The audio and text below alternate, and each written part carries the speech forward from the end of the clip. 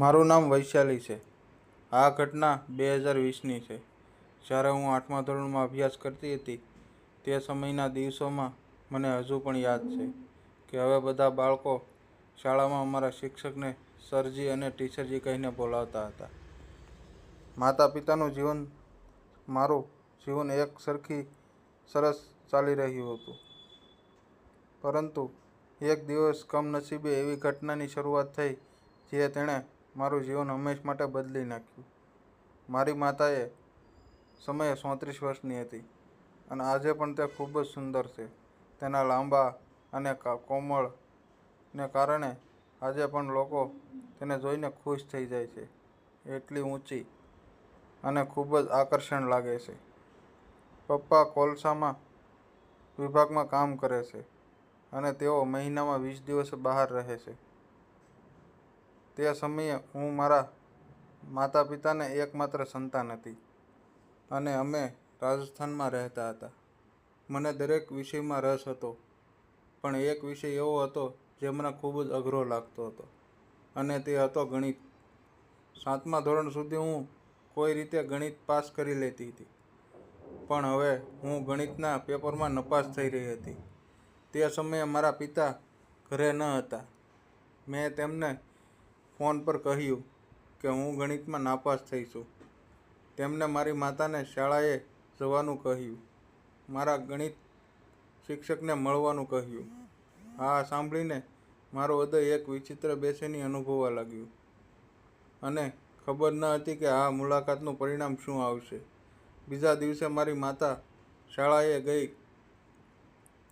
સાંજે મને મારી માતાને પૂછ્યું, મમ્મી, સરજીએ શું કહ્યું?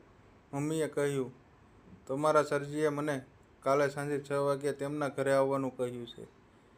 તે તમારી પરીક્ષાની નકલ ફરીથી તપાસ કરશે. આ સાંભળીને મને વિચિત્ર લાગ્યું. સરજીએ મમ્મીને ઘરે બોલાવવાની શું જરૂર હતી? આ વિચારીને હું આખી રાત ઊંઘી શકી નહીં. મેં બીજા દિવસે સાંજે સરજીના ઘરે જવાનું નક્કી કર્યું અને જાણવાનું નક્કી કર્યું કે તેમના મમ્મીને કેમ બોલાવી હતી. હું સરજીનું ઘર જાણતી હતી, જે શહેરની બહાર જંગલના રસ્તે એકાદ માટીનું ઘર હતું. હું સાંજે 7 વાગ્યાની આસપાસ તેમના ઘરે પહોંચી અને છત પર છુપાઈ ગઈ. ત્યારે મેં બધું જોઈ શકતી હતી. સરજી ત્યારે કસરત કરી રહ્યા હતા. એટલામાં જ દરવાજો ખખડાવ્યો. તેમણે દરવાજો ખોલ્યો અને મારી માતા અંદર આવી. મારી માતાને જોઈને હું ચોંકી ગઈ, કારણ કે તેમણે મેકઅપ કર્યો હતો. તે લાલ રંગની સાડીમાં ખૂબ જ સુંદર દેખાતી હતી. મેં પહેલી વાર મારી માતાને આ રૂપમાં જોઈ હતી અને મારું હૃદય જોરથી ધબકવા લાગ્યું. મને સમજાયું ન હતું કે મારે શું કરવું જોઈએ, પણ હું ચૂપચાપ છુપાઈ ગઈ. મમ્મીએ સરજીને કહ્યું, તમે કહ્યું હતું કે તમે મારી દીકરીને પરીક્ષાની નકલ ફરીથી તપાસવાના છો. સરજીએ કહ્યું, ઠીક છે, હું કરીશ. તો પોતાના બેડરૂમમાં ગયા અને પરીક્ષાની નકલ લીધી. તેમણે જોઈને કહ્યું કે હું પાસ થઈ શકતી નથી, કારણ કે ફક્ત એક જ પ્રશ્નનો જવાબ આપ્યો છે અને એ પણ ખોટો છે. મમ્મી પગે પડી ગઈ અને રડવા લાગી. મને ખૂબ જ ગુસ્સો આવ્યો, પણ પછી મેં જોયું કે સરજી મમ્મીને ઉપાડીને પોતાના બેડરૂમમાં લઈ ગયા. મારું હૃદય જોર-જોરથી ધબકવા લાગ્યું અને મેં જોવાનો પ્રયાસ કર્યો શું થઈ રહ્યું છે. મેં ધીમે ધીમે બહાર જઈને જોયું કે બેડરૂમમાં થોડીવાર માટે શાંતિ છવાઈ ગઈ.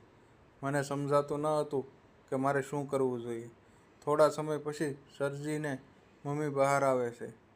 પહેલાં હું ઘરે આવી ગઈ અને મમ્મીને આવીને મને કહ્યું કે હું હમણાં જ તારા શાળાના શિક્ષકના ઘરેથી આવું છું.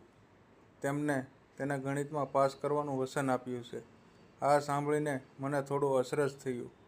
મને સમજાતું નથી કે આ બધું કેવી રીતે થયું, પણ ધીમે ધીમે મને સમજાયું કે મારી માતા દરરોજ સરજીના ઘરે જતી હતી. જ્યારે પપ્પા રાતે ઘરે આવતા ત્યારે મમ્મી ઘણીવાર થાકેલી દેખાતી. મારા મનમાં આ પ્રશ્ન આવવા લાગ્યો કે શું ગણિતમાં પાસ થવું આટલું સરળ છે? જ્યારે હું શાળાએ ગઈ ત્યારે સરજીએ મારા વર્ગમાં આવ્યા અને કહ્યું, મેં તારી પરીક્ષાની નકલ ખોટી રીતે સેટ કરી હતી. હવે તારે ચિંતા કરવાની જરૂર નથી. મને લાગ્યું કે આ બધું બરાબર નથી. મને અચરજ થયું કે શું સરજીનું વર્તન ખરેખર સાચું હતું. મારા પિતા તેમના કામ પરથી ઘરે પાછા ફર્યા. તે દિવસે મમ્મીએ સરજીને ઘરે ન ગઈ. પપ્પાએ મને પૂછ્યું, શું ગણિતમાં પાસ થઈ ગઈ? મેં હા પાડી. હું સમજી ગઈ કે ગણિતમાં પાસ થવું ખરેખર માત્ર એક ઢોંગ હતો.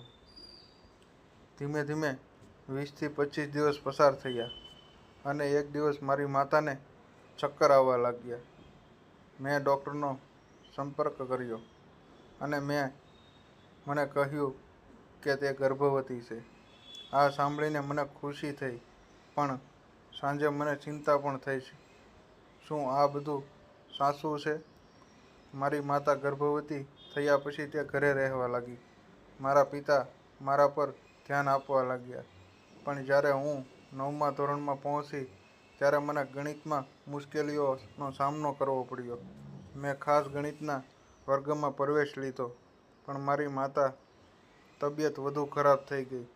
પણ મેં દિવસ રાત મહેનત કરી મારી સ્થિતિ મજબૂત બનાવી અને આખરે મેં 9મા ધોરણની પરીક્ષા આપીને 90 ગુણ મેળવ્યા.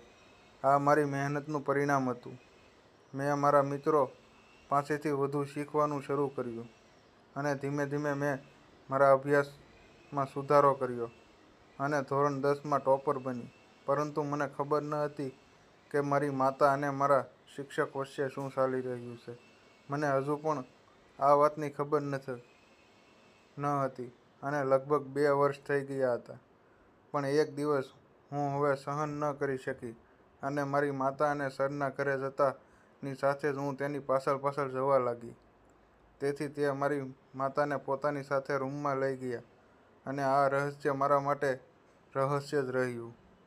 ગમે તે થાય, મેં મારી માતાને કારણે મારા જીવનમાં ઘણી સિદ્ધિ મેળવી છે અને આજે હું મારા માતા પિતાને ખૂબ ખુશ અને સંસ્કારી નોકરી મળી, જેના કારણે અમારા ઘરમાં પૈસાની કોઈ કમી નથી. એટલે અમે ખુશીથી સાથે અમારું જીવન જીવી રહ્યા છીએ. આજે પણ મને મારા માતા પિતાની મહેનત યાદ છે અને હવે મેં ગણિતમાં પ્રોફેસર બનવાની મારી સફર શરૂ કરી. જ્યારે હું તમને જોઉં છું ત્યારે તમને મારા પર ગર્વ થાય છે. મારા અભ્યાસ અને મહેનત દ્વારા મેં આ પદ સુધી પહોંચવામાં મદદ કરી. તો મિત્રો, જો તમે અમારી ચેનલ પર નવા છો તો અમારી ચેનલને સબસ્ક્રાઈબ કરો, જેથી કરીને આવનારી તમામ વિડીયો તમને જોવા મળે. ધન્યવાદ.